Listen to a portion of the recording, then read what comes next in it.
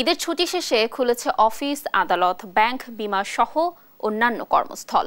প্রথম দিনে কাজের চাপ না থাকায় শুভেচ্ছা বিনিময় করছেন অনেকে।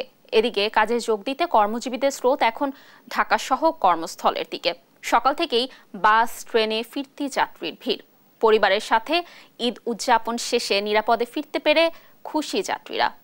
মাজহারুল ইসলামের রিপোর্ট।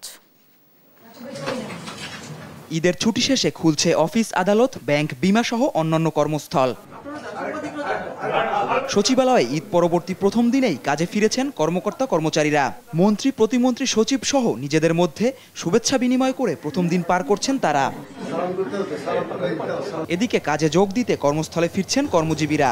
ভোর থেকে রেল স্টেশনের পাশাপাশি বাস টার্মিনালে রাজধানীমুখী যাত্রীর চাপ। পরিবারের সাথে ঈদ কাটিয়ে নিরাপদে ফিরতে পেরে স্বস্তি প্রকাশ করেন যাত্রীরা। ঈদে পরিবারের সাথে ভালো এক সময় কাটালাম, যাত্রাটাও ভালো ছিল।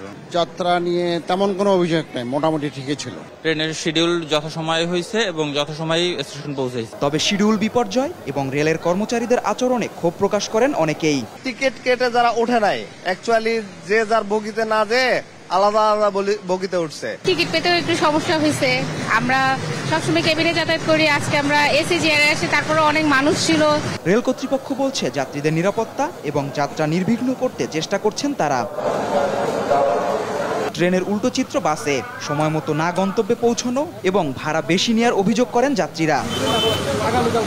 তবে পরিবারের সাথে দীর্ঘ ছুটি কাটিয়ে কর্মস্থলে ফেরার প্রশান্তি ছিল যাত্রীদের চোখে মুখে।